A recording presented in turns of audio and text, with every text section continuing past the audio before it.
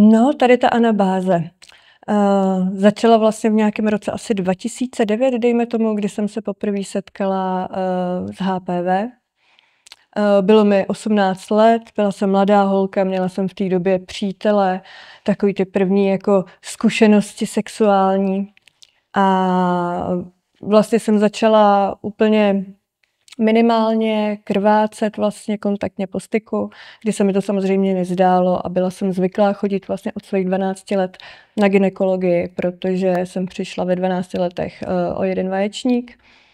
A takže moje docházka jakoby byla pravidelná, kontrolovali mě, takže pro mě bylo automaticky jít k lékaři, sdělit mu, co se děje, kde jsem teda bohužel narazila na možná nějaký nezájem lehkej, kdy prostě doktor mě odbyl jako s tím, že ať si přítel ostříhá nehty, ať prostě volíme jakoby jemnější jakoby ten styk a tak dále. Takže samozřejmě já, dobře, tak jo, ale furt se mi to nezdálo, opakovalo se to. Takže jsem šla takhle ještě 3krát, kde teda už konečně jakoby mi udělal nějaký stěry z děložního čípku, kde teda samozřejmě se asi na potřetí až, takže to bylo dalšího půl roku vlastně, až na potřetí se zjistilo teda, že tam opravdu nějaký tyhle ty změny jsou. Skončila jsem potom v Hradci Králové, v Sanusu, na klinice, kde teda zase proběhla nějaký odběr z toho děložního čípku. Zase tohleto kolečko, který zase jakoby bylo časově náročný, až jsem teda skončila na konizaci děložního čípku, což je takový ten prvotní záchvěv nějaký léčby. No, po tomhle tom vlastně to vypadalo dobře všechno, nikde se nic neobjevovalo, chodila jsem dál na pravidelné prohlídky, všechno bylo v pořádku. Uběhlo pár let, já jsem se dostala do nějakého pracovního kolotoče, v tom životě se mi toho najednou dělo hodně. Myslela jsem si, že je všechno v pořádku, byla jsem nezodpovědná, nechodila jsem pravidelně na kontroly. Uběhlo 5 let vlastně. Mezitím teda samozřejmě, protože jsem pracovala 200-300 hodin měsíčně, fakt jsem byla jako šílený workoholik, takže vám to ani nepřijde, že je to taková doba. A otěhotněla jsem vlastně s mým nynějším přítelem, to bylo v roce 2019, ale o miminko jsme v těch prvních týdnech přišli, takže to byla taková ta rána jakoby pro tu ženu, když si říkám, tohle už není prostě dobrý, nesmíme jakoby nic podceňovat, už vlastně takhle jsem měla jeden vaječník, takže to byl takový zase další věc jakoby do té skládačky toho vlastně jako, že vůbec můžu otěhotnět, aby to všechno jako proběhlo v pořádku. Takže jsem si našla gynekoložku na Mělníku, kde teďka jakoby pobývám a no, uběhl vlastně další rok a půl, otěhotněla jsem, takže zázrak se stal a když jsem zjistila, že jsem těhotná, tak samozřejmě jsme měli obrovskou radost, bylo to požehnání a takový malý zázrak. No a na kontrole vlastně u této paní doktorky jsme zjistili, že to budou dvojčátka, takže to bylo ještě jako úplně velký extrém, velký šok, ale tak člověk se s tím nějak popasuje a vlastně ani jsme se nestihli s tou myšlenkou nějak zžít a začala jsem krvácet. Takže zase hospitalizace na Mělníku, v nemocnici, kde shodou okolností byla moje lékařka na pohotovosti. A říká, no, je to prostě syndrom mizejícího dvojčete, stává se to poměrně často, prostě jednomu miminku nebije srdíčko, takže vykulená, že jo, všechno bylo najednou špatně, ale ještě to bylo za dob covidu v roce 2020, takže vlastně žádný návštěvy v nemocnicích. S přítelem jsme se mohli rozloučit mezi dveřma, prostě, kde jsem mu akorát mohla říct, že jo, jedno miminko jsme přišli a tím jako to skončilo. Nechali nás teda obejmout, koukali na nás skrz prsty samozřejmě, ale prostě člověk potřeboval nějakou podporu. No, takže tam jakoby přišel takový první down, kde jako a tím to vlastně všechno začalo, protože já jsem zůstala na Mělníku pár dní na pozorování samozřejmě a byl vlastně druhý miminko se mělo zaplať pambo jako skvěle, ale hrozil mi potrat. Takže jsem měla klidový režim, mohla jsem maximálně na záchod nebo si dojít prostě na jídlo a jako tím to skončilo. Takže začalo moje ležení v posteli. A vlastně i paní doktorka se pak už i bála jakoby mě vyšetřovat vnitřně kvůli tomu, aby prostě všechno proběhlo, aby miminko zůstalo tam, kde je a aby to všechno bylo v pohodě. Když mě propouštěla vlastně z nemocnice na Mělníku, po tomhle tom, co jsme přišli po to mimčo, tak mi akorát říkala, no, akorát vypadá teda, že tam máte nějaký změny na děložním čípku, ale to je v pořádku, to vyřešíme prostě po 6 nedělí, není to nic dramatického, buďte v klidu. Samozřejmě v tom všem, co se zrovna v tu chvíli dělo, tak mě běželo jenom hlavou, ať je to druhý miminko v pořádku, ať prostě je všechno tak, jak má být. A tohleto, brala jsem to prostě tak, že zase lékař mi řekne, je to dobrý, nestresujte se, není to nic dramatického, může to prostě počkat. Takže jsem to automaticky jako vypustila a říkám, že mám toho teď dost prostě. Přestala jsem pracovat samozřejmě, byla jsem teda doma, zase ležela jsem jenom. A to už byl říjen, takže od října vlastně do ledna jsem jenom ležela, nemohla jsem nic nikam, ale zase byl covid, všechno zavřený, takže vlastně ani jako nebyl prostor. A no, pak přišel leden a to už bylo vlastně ke konci ledna a začala jsem zase krvácet. Byla jsem doma sama, manžel byl na noční. No, takže jsem opět nasedla do auta, odjela jsem na ten Mělník, kde teda byla jiná paní doktorka na pohotovosti, která mě vyšetřila a úplně se zhrozila. Začala mi říkat, ježiš, vy tam máte úplně šílený prostě polyp na děložním čípku, to prostě se bude muset vyřešit, takže já zase vykulená. Říkala, aspoň teda jako dobrá zpráva byla, že miminko bylo v pořádku, že miminko vlastně to si tam rostlo a bylo úplně 100%, takže to bylo všechno v pořádku, takže to zase byla pro mě vlastně jediná zpráva, kterou jsem hodlala přijmout v tu chvíli. A no, polyp. Polyp byl zajímavý. Byla jsem na Mělníku týden to bylo, no. A ležela jsem, vlastně dělali mi spoustu testů, spoustu vyšetření od doktora k doktoru, vlastně nikdo pořádně nevěděl, co se mnou, takže jsem tam jen tak jako ležela, ale vycházely mi špatně vlastně krevní rozbor, měla jsem úplně hemoglobiny, úplně šílený, neměla jsem červený krvinky, takže jsem dostala 4 transfúze. Do toho prostě nějaký železo mi chybělo jako výrazně, přitom jsem dodržovala stravu, jedla jsem vitamíny pro těhotný, to železo navíc, taková ta klasika. Takže krevní obraz byl šílený. No až to vlastně vygradovalo v to, že zástupce primáře přišel a říká mi, no, bude potřeba ten polyp asi odstranit, je v porodních cestách prostě a budeme to muset nějak řešit. Takže já jsem jako trošku vykulená, protože prostě těhotná, teď to miminko vymodlený, byla jsem ve 24. týdnu těhotenství, takže to miminko opravdu malinký.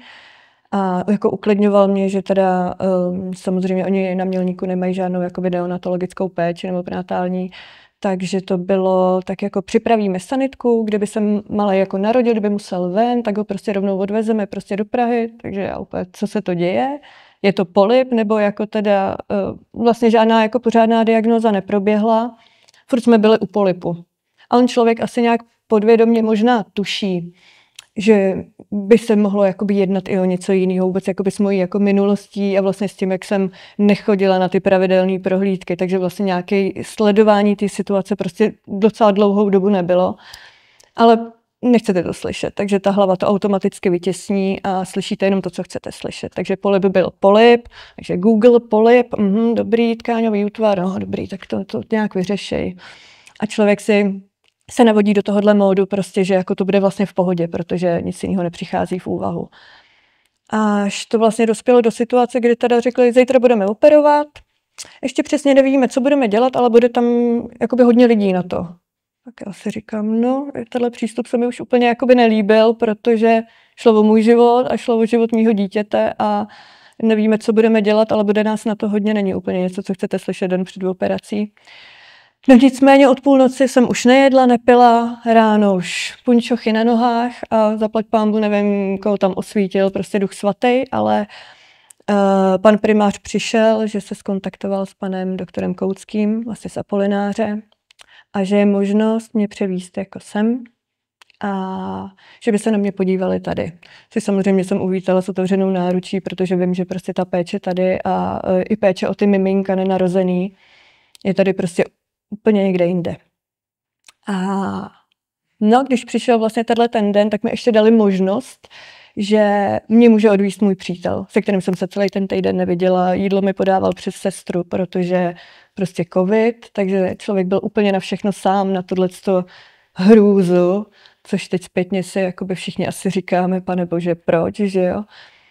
No, takže to jsme samozřejmě uvítali, ale dostala jsem i pokyny na Mělníku, prostě nejíst, nepít, prostě je možný, že by se hnedka jako šlo na nějakou operaci, na nějaký zákrok.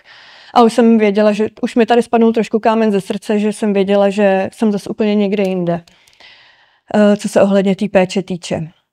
Ale nikdo se mnou do té doby neprobral variantu toho, že by to mohla být rakovina, že by to mohl být nádor. To nepadlo ani jednou, ani od doktora, ani od sestry, ani od nikoho jiného prostě. Takže jsme se měli vlastně naslepo, no, kde teda samozřejmě už při prvním vyšetření prostě pan profesor, tenkrát pan profesor Sláma mě vyšetřil a vlastně ještě na tom křesle, úplně si to pamatuju, jako by to bylo prostě včera, jak říká, no to je jasný karcinom prostě a teď samozřejmě to je, jak když se na vás zřítí prostě panelák, jako to, i když to třeba člověk někde jako vevnitř, jako by netušil, ale tu možnost asi vzal do úvahy, ale prostě nechtěla si to připouštět, no. Takže tohle to bylo, a pak mám jako takový jako okno, no, takový jako blackout trošku. Přišel vlastně pan doktor Kocián, který mě tady provedl přes jakoby všechny ty vyšetření, protože těch vyšetření bylo hodně. A opět byli jsme za covidu, takže můj muž se mnou nebyl v tu chvíli, takže já tady byla těhotná. Teď vlastně z těch všech vyšetření zase jsem krvácela, teď to zase bylo takový, jak no, řeknou vám, že máte rakovinu, prostě čekáte miminko a ten svět prostě spadne úplně, že jo. A nebyla jsem vlastně schopná nic, jako nějaký reakce, plakat nebo prostě jako být v šoku, vlastně nic, fakt jakoby úplně jako tma v té hlavě. No a tak mě takhle můj anděl strážný tady provedl přes všechny ty vyšetření, vlastně pak jsem byla u paní profesorky Fischerový na ultrazvuku, naprosto jakoby skvělý, protože okamžitě se zjišťovalo, jak velká ta rakovina, nebo kde všude je, jestli jsou napadený nějaký další orgány, nějaký uzliny, kde teda už to vypadalo, že jsou i metastáze vlastně v uzlině, v pravém třísle. Vypadalo, že i ten vaječník, poslední jedinej, je napadený, takže už to bylo vlastně čtvrtá jakoby fáze té rakoviny, kdy už to prostě po tom těle cestuje a už to bylo opravdu na hraně nějakého života a smrti. Už to bylo špatný. Prošla jsem dalšíma vyšetřeníma, jako bylo nějaký CTčka, to byly PCTčka, byly to samozřejmě nějaký kontrola jakoby plic, jestli už tam vlastně nejsou nějaký další jako metastáze. To všechno naštěstí bylo dobrý. Miminku se paradoxně dařilo pořád dobře na tu hrůzu. No ale ten nádor už byl poměrně velký, no, protože nevím, já furt tak jako ráda to přirovnávám k tomu, jak to moje tělo jako živilo to miminko, tak úplně stejně si tam živilo ten nádor. Jakože, a já jsem neměla vlastně ani žádný bolesti, ani žádný výtoky, ani žádný krvácení, až kromě tadyhle těch dvou jakoby situací, že to opravdu mě nic nebylo, mě nic nebolelo. Unavená jsem byla normálně jako z těhotenství, ale tím, že jsem vlastně celou dobu ležela a měla jsem jakoby klidový režim, tak to ani člověk nepozná na sobě, jestli jako je unavený, není unavený, víc nebo míň. No, takže proběhly tyhle ty všechny vyšetření, kde teda vlastně pak přišla pro mě nejhorší chvíle z celého toho všeho. A to bylo, když jsem musela zase zavolat tomu svýmu příteli a říct mu, přijeď zpátky k Apolináři, prostě musím ti říct, co se děje. Jak mi to řekni teď do telefonu, teď jsem akorát dorazil, že zase se vracel odsaď.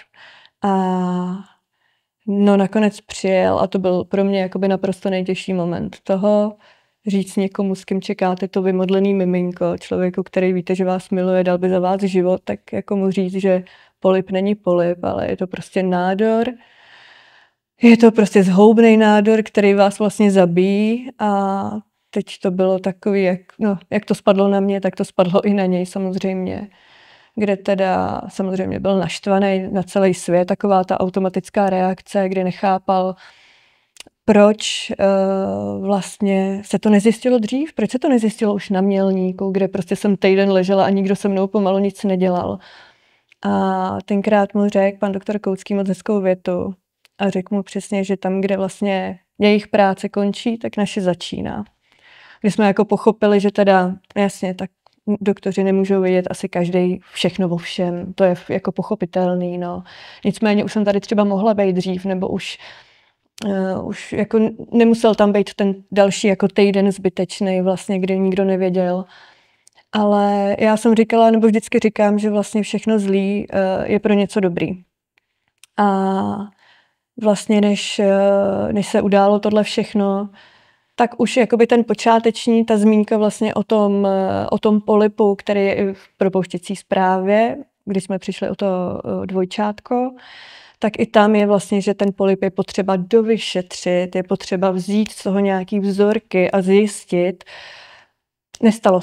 Nestalo se, nikdo to neudělal, ale já furt říkám, že tam někdo to tak jako vymyslel, že to takhle bude, protože asi bych teďka nebyla máma. Asi, když pak vám dají na výběr jako život, nebo život jako dítěte nenarozenýho, je to hrozný, jste postavený do příšerné situace. Ale prostě vždycky člověk podle mě musí zvážit jako pro a proti. Nevím, jak bych se v té chvíli rozhodla, protože by bylo jasný, že další děti bych mít nemohla, ale byla bych naživu, no. Takže zase to byla nějaká věc, která prostě se udála tak, že prostě teďka toho chlapečka vymodlenýho máme. No, když vlastně se tady zjistila ta diagnóza, tak už automaticky byl koloběh úplně všeho, konzília, kde teda jakoby se řešilo, co se mnou vlastně, nějaký jakoby benefity toho, jakoby donosit to miminko do nějakého určitého týdne, jestli je to vůbec reálný v mém stavu. Takže nakonec přišel plán léčby vlastně takovej, že proběhnou chemoterapie ještě v těhotenství, aby se zastavil růst toho nádoru, který fakt jako markantně rostl, byl prorostlý do všech jako tkání vlastně. A už jak to metastázovalo, tak samozřejmě už byl jako strach o to, kam to může za tu chvilku zajít. A takže jsem prodělala vlastně, byla diagnóza, to byla středa, tuším to bylo 22. a vlastně za 2 dny už jsem měla první chemoterapii, takže jako neskutečný člověk vlastně se ani nestihne rozkoukat, co se děje, ani se nestihne zžít s tím, že je nemocnej. A já ještě jsem jako k tomu přistoupila prostě tak, že si to do té hlavy pouštět nebudu. Nebudu si to do ní pouštět tak, aby mě to prostě položilo. Takže jsem si řekla, chci mít zdravý dítě, chci, aby se narodil prostě bez problémů, pokud možno. Chci, aby prostě si to v sobě nenes, ten jako můj smutek a tu vlastně hrůzu všeho, co se dělo.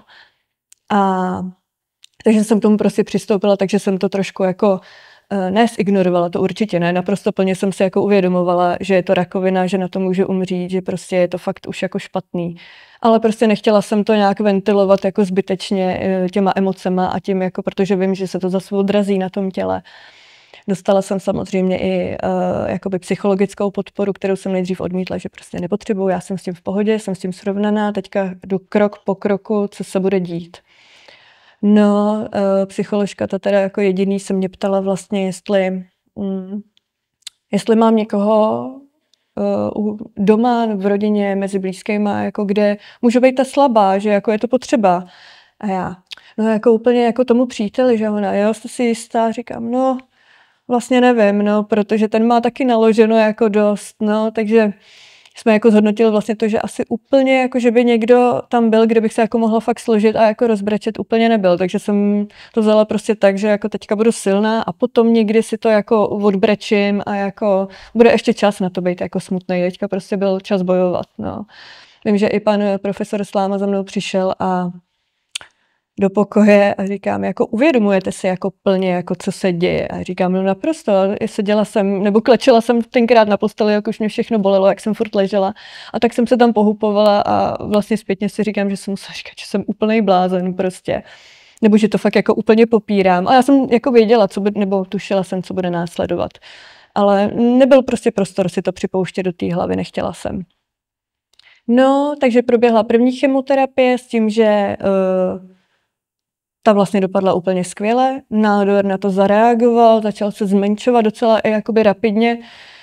Takže to byla fajn zpráva, že tam nějaký ty změny jako jsou, že jsou kladný, takže ještě vlastně za 3 týdny další proběhla další chemoterapie, ta teda byla ambulantní.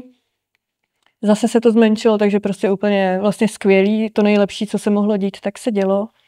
A to už jsem byla v nějakém 27., 6. týdnu těhotenství a vlastně po té druhé chemoterapii člověk si představí chemoterapii, jak už vám prostě padají ty vlasy, jak vám bude hrozně mizerně, jak budete prostě chodit furt jenom zvracet, každý tělo na to reaguje nějak jinak. Já jsem měla štěstí, že ty reakce vlastně nebyly skoro žádný, pálila mě žáha, to bylo vlastně celý, co jakoby se projevovalo, takže jsem byla i ráda, že to má tenhle průběh, že vlastně to tělo to vzalo v celku dobře. A když proběhly tyhle ty 2 chemoterapie, byla naplánovaná ještě 3., poslední, ale na to už nedošlo, protože vlastně asi 3 dny po té druhé chemoterapii, tak jsem dostala doma horečky, 40, které nešly srazit, takže byla jsem doma izolovaná, prostě ten covid v té době jako se fakt řešil hrozně moc, jo, to bylo šílený. A samozřejmě jsme už nechtěli jet na Mělník, takže jsme vyrazili rovnou sem, ještě jako přítel volal, že prostě se mě se může přivízt, že prostě jako neví, co se mnou, že se tady léčím, jsem těhotná a že prostě mám 40 horečky, které prostě nejdou srazit, takže jako nevíme, co máme dělat, kam máme jet a na ten Mělník už se nám jako opravdu nechtělo.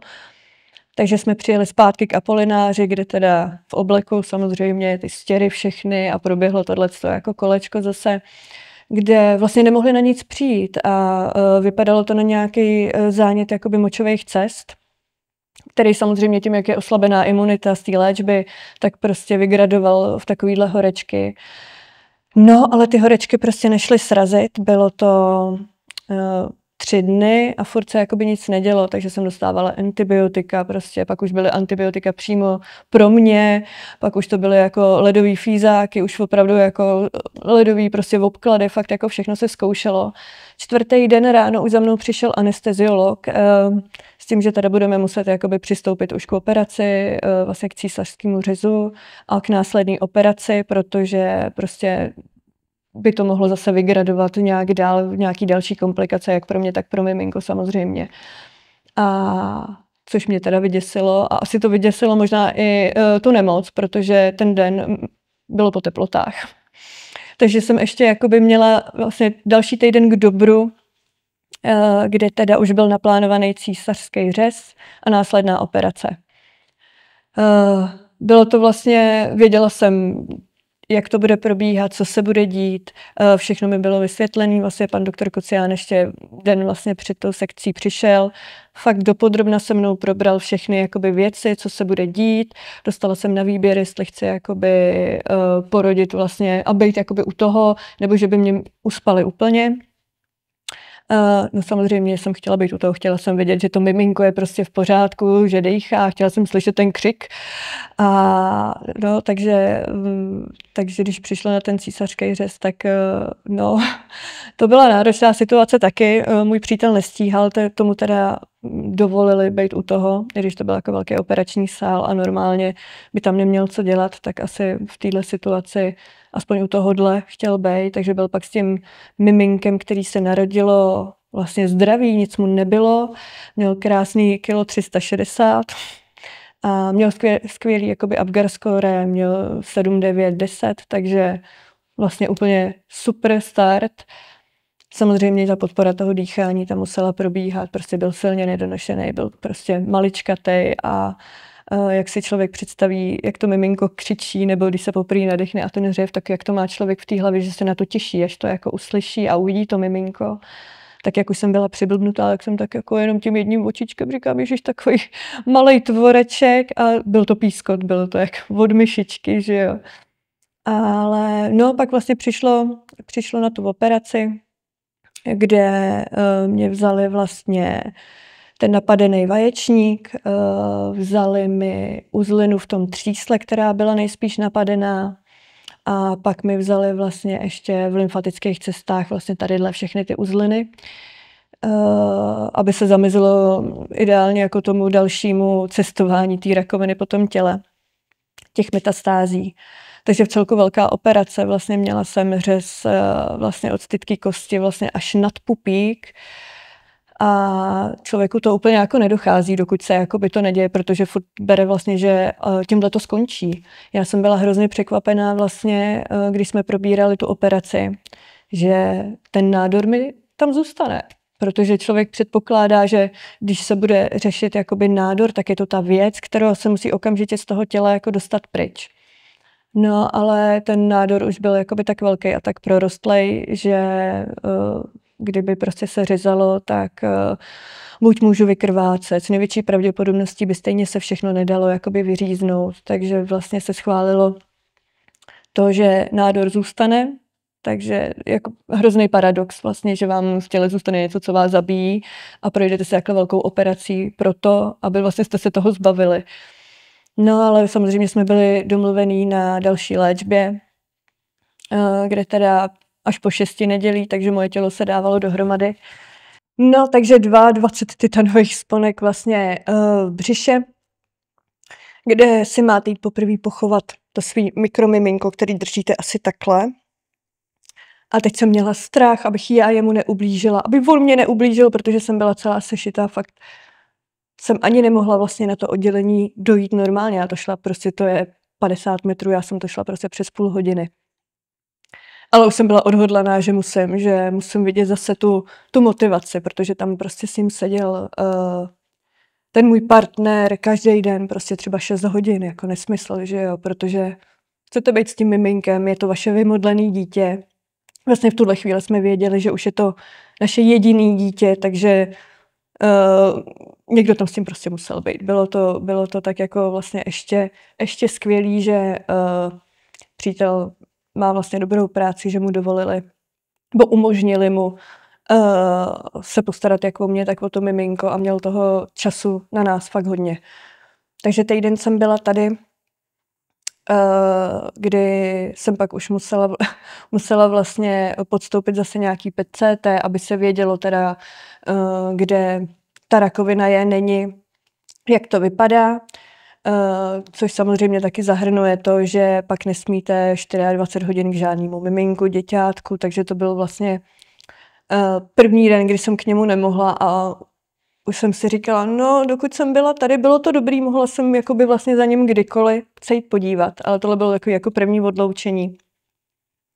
A to bylo těžký, no, ale zase zastoupil mě prostě přítel. Furt jsme měli nějaký takový pravidlo doma, že aspoň každý den, aspoň někdo tady u něj musí prostě být.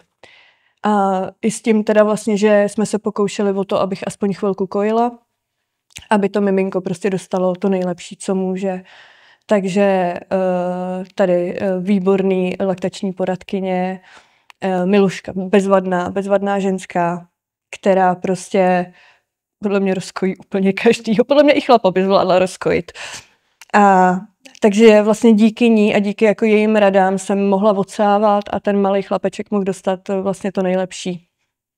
Věděli jsme, že to jakoby není nadlouho, protože pak prostě zase přišla léčba, přišly chemoterapie a tohle je taková jako podle mě dost neprobádaný možná území, jak to jakoby se pak odrazí v tom mateřském mlíku. Takže to jsme věděli, že je jenom na chvilku, ale aspoň něco, takže jsme fakt jako každý den jsme jezdili s tím odstříkaným mlíčkem prostě pro to miminko a vlastně život šel jakoby tak nějak podivně jako dál. Měla jsem po té operaci, měla jsem pořád ty titanové svorky, dalších asi 14 dní a jezdili jsme sem a už se jakoby plánovala léčba, která probíhala vlastně potom na Bulovce. Takže už jsem věděla, že mi skončí nějaký 6 nedělí. Chlapeček náš, naštěstí se mu docela dařilo dobře, dýchání se zlepšovalo i vlastně s tím jídlem a se vším. On byl jako zdravý miminko, ale malinký. Vlastně ten život plynul dál nějakým stylem, kde teda zase prostě člověk řeší ty aktuální věci. Věděla jsem pořád, že jsem nemocná, ta rakovina nezmizela tou operací, byla se mnou pořád, vlastně každý den na to člověk myslí. Ale byly důležitější věci pro nás a to bylo každý to deko, co ten malý chlapeček přibral. Pak jsme řešili vlastně logistiku toho, protože když si berete nedonošený miminko domů, musíte s ním strávit nějaký čas tady, aby personál, lékaři, aby věděli, že se o to miminko zvládnete postarat doma, protože ten proces je úplně jiný, než když se vám to miminko narodí, je prostě životaschopný, je prostě donošený, máte možnost prostě si ho odvízt za 3 dny domů, tak tady je ten postup prostě úplně jiný. Vy k tomu miminku jako můžete jít kdykoliv vlastně, můžete s ním trávit ten čas, ale potřebuje tu péči úplně jinou. Spousta dětí potřebuje výživu, je to opravdu komplikovaná záležitost a vychytat jakoby moment toho, abych já tady mohla být vlastně s chlapečkem a aspoň ten týden, aby viděli, že to zvládáme, že prostě se o to miminko zvládnu postarat. A toho, kdy mám začít léčbu a i toho, aby ten chlapeček byl na ten odchod připravený, tak bylo trošku alchymie.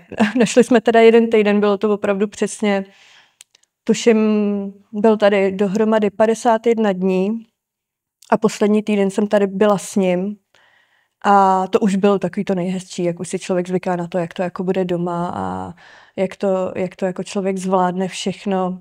Takže to bylo úplně bez problémů, kde teda přibral na vlastně 2,5 kila, už neměl žádnou podporu jakoby dýchání, takže ideální stav toho, že si ho člověk může vzít domů a já pak můžu v klidu začít léčbu. S tím, že chlapečka už budeme mít doma, protože pak neumím si představit, jak komplikovaný a náročný by bylo mít chlapečka ještě tady a vlastně začínat nějakou léčbu, která byla na denní bázi. Takže chlapečka jsme si odvezli zdravýho domů, úplně neskutečná jakoby podpora vlastně všech, lékařů, sestřiček, personálu, naprosto skvěle o něj bylo postaráno. A za to jsem moc vděčná do teďka, protože ten příběh mohl být úplně jiný.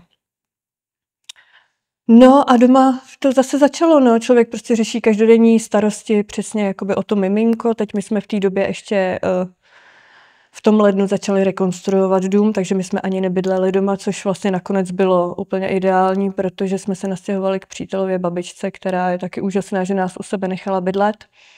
A ta pomoc se opravdu víc než hodila, protože když jste jakoby na to miminko sami, no neumím si představit být v té léčbě a ještě se starat jakoby doma o to miminko.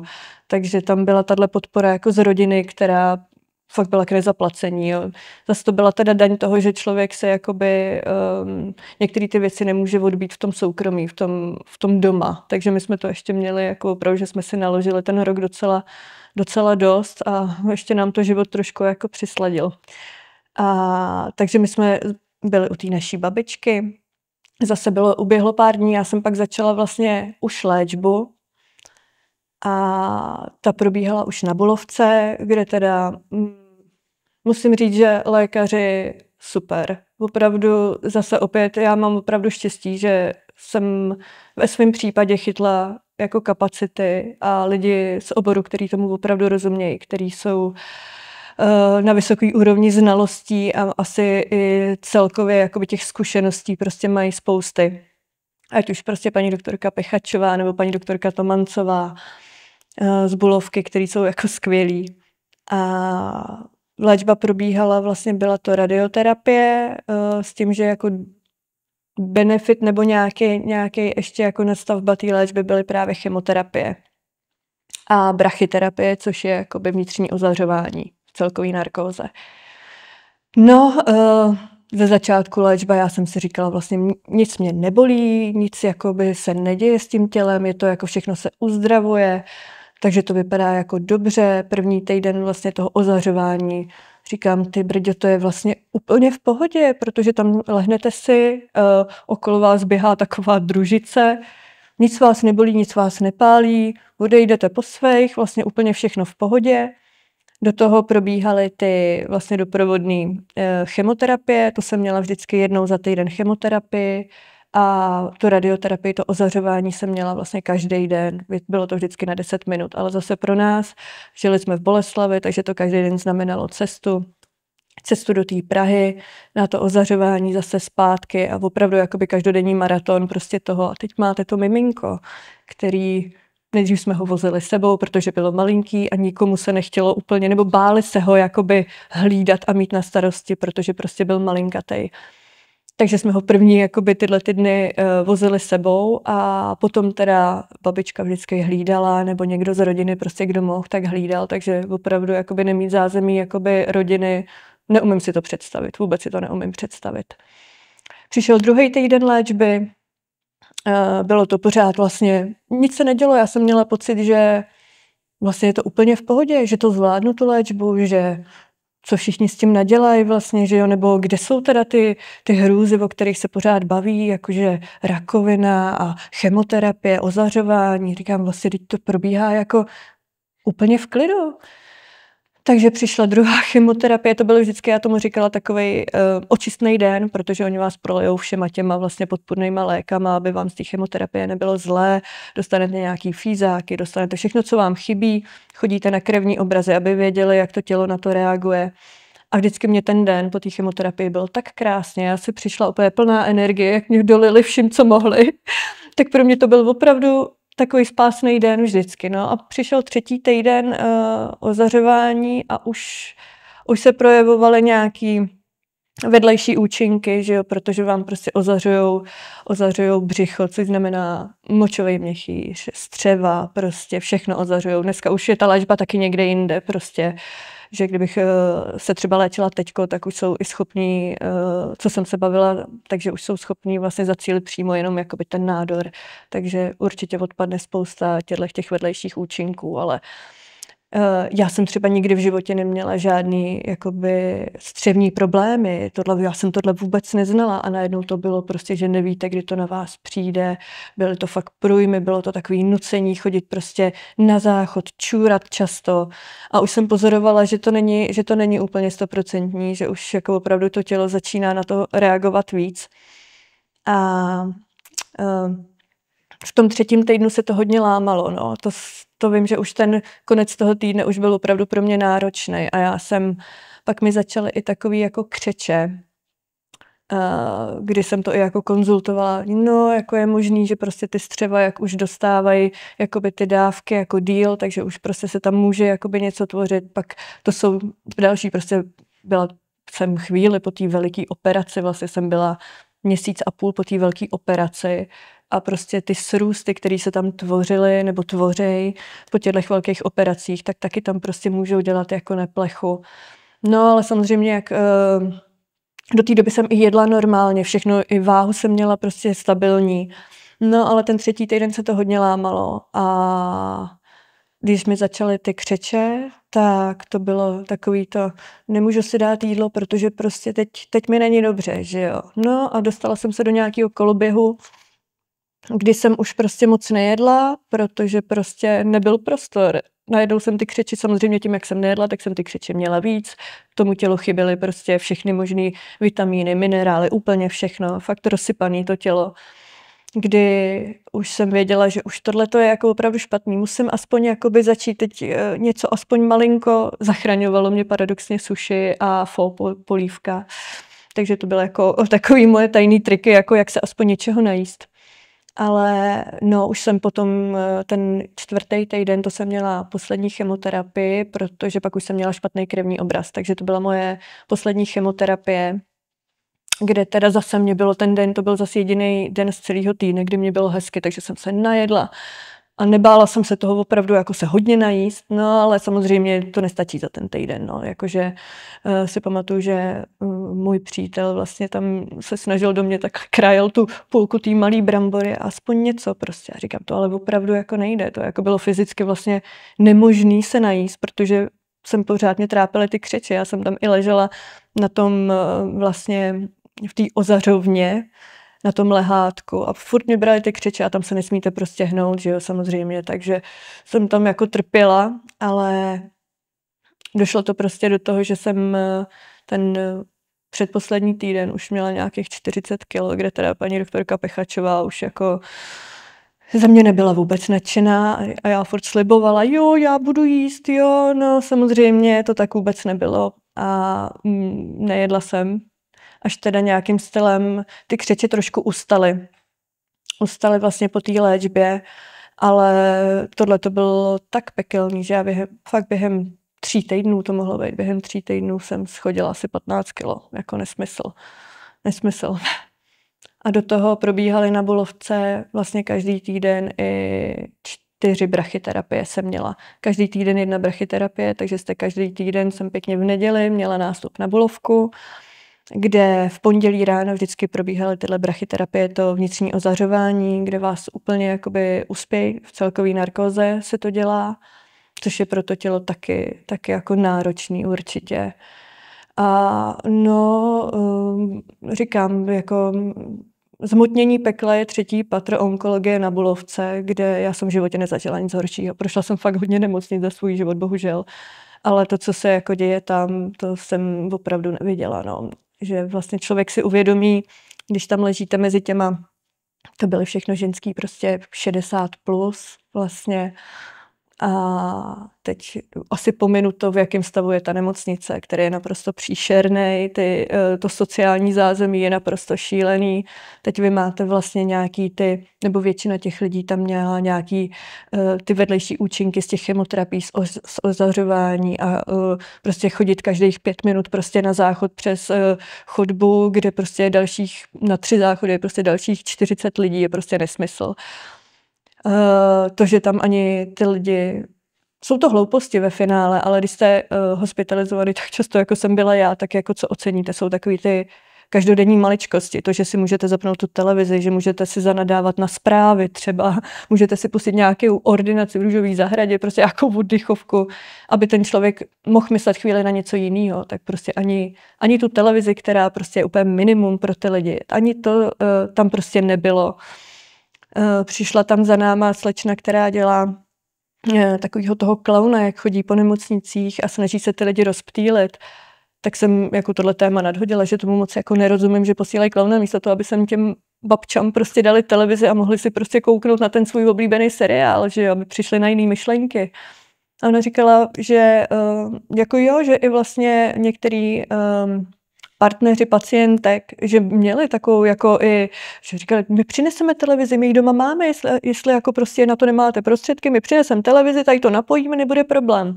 No nikdo nebyl úplně jakoby asi k tomu svolnej a myslím si, že ani to tam asi člověku už pak nedochází, jak je otupělej mezi těma lidma s tou rakovinou, tak už to člověk bere tak jako no, tak oni si to tady odbijou, ale říkám, já jsem tam ležela a teď ty dámy tam měly tak depresivní řeči, že ani klaunovi se nepodařilo je rozesmát, no.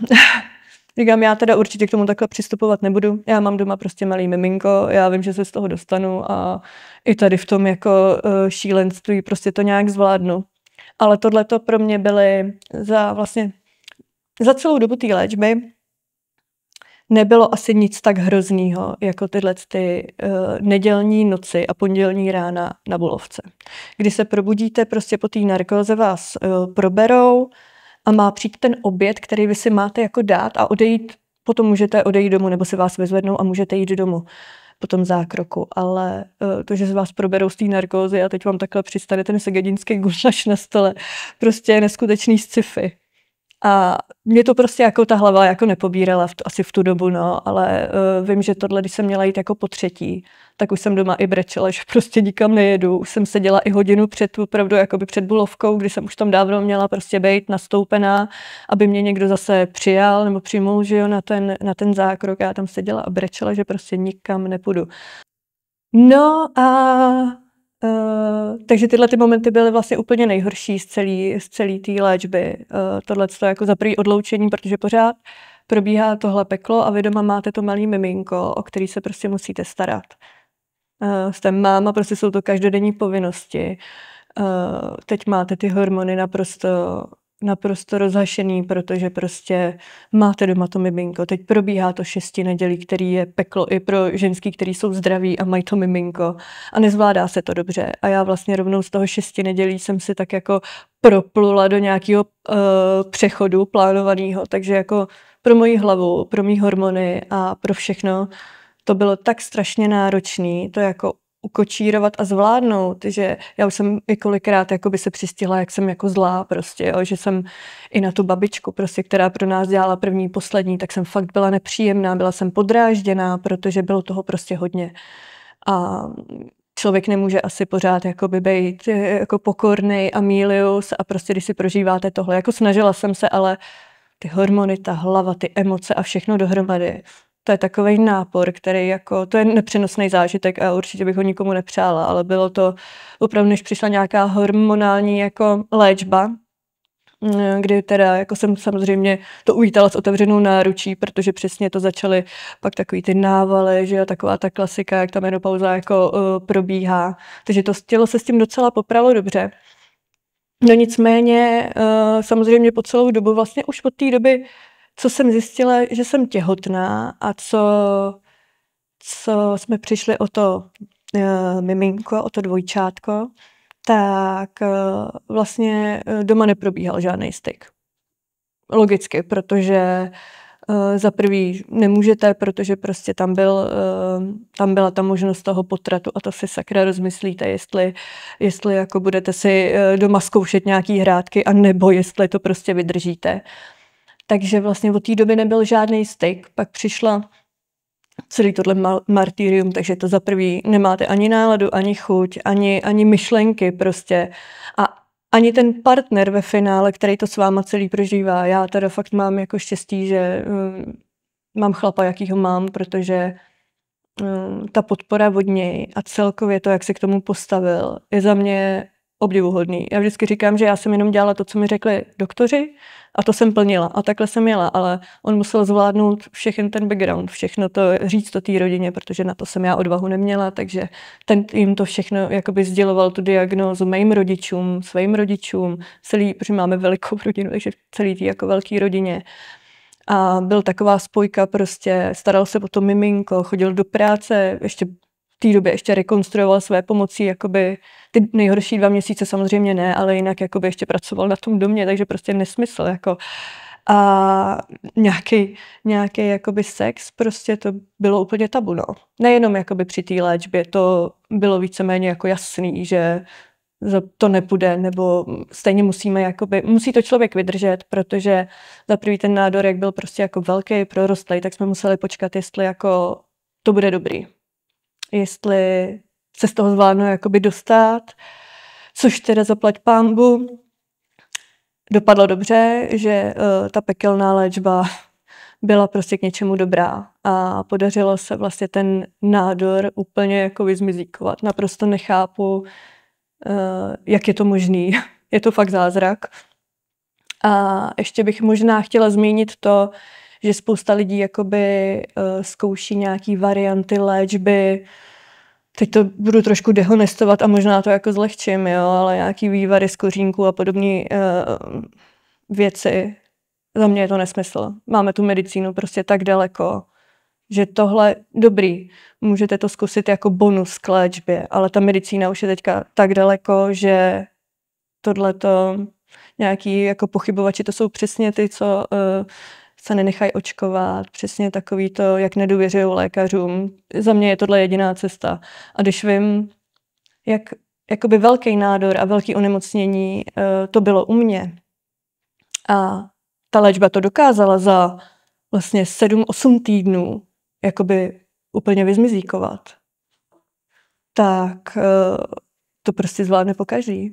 Podle mě, když je člověk dobře nastavený v té hlavě a projde si touhletou léčbou a ví, že na konci prostě bude zdravý a věří tomu, tak je to ta jediná cesta. Můžete k tomu pít vývary z čehokoliv, prostě asi to je ve finále jedno, ale tahle léčba je prostě důležitá. To tělo to zničí, samozřejmě, že to zničí to tělo a bylo by asi jednodušší, kdyby někdo mávnul kouzelným proutkem, ale takhle to prostě nefunguje, no. A někdo to má napsaný, že tak, že prostě si bude muset vytrpět něco, aby si pak vážil toho, co má a toho, že je zdravý. No. A vlastně po té léčbě, nebo takhle, ta rakovina nebo léčba té rakoviny asi nekončí úplně tím posledním ozařováním, tou poslední návštěvou jakoby té léčebné kůry. Ale hodně je to jako i potom, protože vás dobíhají všechny ty vedlejší účinky, samozřejmě, což v mém případě ty průjmy, ale pak už ty průjmy, jakože už se to jako zase stabilizovalo, už to bylo trošku jako v normě, ale zase začalo prostě něco jiného, no, přesně to chození, čůrat prostě, jakoby takový to hodně jako nucení, že si říkáte, nepotřebuju a během vteřiny prostě už je skoro pozdě, jo, takže nějaký dopady na to tělo to určitě má, když jako pominu to, že samozřejmě už nemůžu mít žádný další děti, ale má to přesně vliv i na partnerský život, na sexuální život, protože prostě jakoby to tělo je vevnitř spálený. Mně třeba půl roku nerostly žádný chlupy ani na nohou, ani nikde jinde, prostě, což jako má i svý výhody, jo, ale prostě to tělo je fakt spálený jakoby vevnitř, no. Což samozřejmě nejenom, že ty střeva jakoby jsou prostě zduřelí, to trávení nefunguje jak má, ale samozřejmě se to týká intimních partí, který prostě jsou jakoby stuhlí. Není to asi úplně ani nic příjemného ve finále, takže nějaký jako pokusy o styk jako byly třeba, nevím, řeknu, třeba půl roku po té léčbě až, jakože jsme se odvážili. A to jako nebylo to asi úplně nic, co bych si chtěla jako zopakovat. Samozřejmě člověk musí, protože je to i součást vlastně té jakoby po té léčbě, to, jak se k tomu tělu chovat, tak vlastně jedna z důležitých věcí je buď pravidelný styk, anebo různýma, to mi říkala i paní doktorka Tmancová, která to má zmáklý, říkala, škoda, že jako nepřispíváme na nějaký hračky, bylo by to docela fajn, kdyby byly nějaká možnost přispívat jako na takovýhle ty, ale že je potřeba prostě tu tkáň jakoby znova prostě roztahovat, protože je to prostě, je to slepený, je to spálený, to tělo prostě. Ale zase, když se tomu člověk bude pravidelně věnovat, tak je dost velká pravděpodobnost, že buď se to úplně zlepší, anebo minimálně to bude jakoby o kus lepší. Ale jakoby už jako poznamená to hodně ten partnerský život. Jako není to úplně jako, že v záchvatu vášně na sebe vlítneme ve vaně, ve sprše, ale je to prostě fakt plánovaný, protože prostě tomu musí přicházet nějaký kroky a není to vlastně jakoby, už je to taková trošku povinnost. Jo, že člověk asi přijde i trošku, i tím vším vlastně, čím si prošel a tím, že to HPV je vlastně sexuálně přenosný virus, tak i tohleto člověk v té hlavě nějakým stylem si nese. Jo, že prostě furt to ve vás je, že vlastně já jsem se nikdy úplně neptala, jako proč já jsem zrovna jakoby ta, která má tu rakovinu, proč to jakoby takhle jako vyplynulo, protože prostě vím, že třeba fakt při tom prvním jako mým setkání s HPV jsem měla 2 sexuální partnery, což mi nepřijde úplně tady jako promiskuita a je to s tím hodně spojovaný a úplně se mi tato demonizace toho jako nelíbí a ve finále, i když se chráníte, tak to neznamená, že to HPV nebudete mít nebo že se vás to nebude týkat, nebo to, že jste chlap, že se vás to nebude týkat. Jediná cesta je očkování. Jediná cesta je očkování a říkám to všem svým kamarádkám, který mají dcery, syny a vím, že i se svým synem rozhodně budu řešit to, aby se nechal naočkovat. Protože chci, aby věděl, jaký komplikace to přineslo nám do života. To, že tady vlastně ani nemusel být kvůli něčemu, na co je očkování. Kdybychom mohli se nechat očkovat proti roztroušený skleróze, určitě někdo, kdo má pravděpodobnost roztroušený sklerózy, tak by se naočkovat nechal. A s tímhle virem se setká 80% lidí. 80%. Kdyby se těch 80% naočkovalo, vůbec bychom tady nemuseli sedět.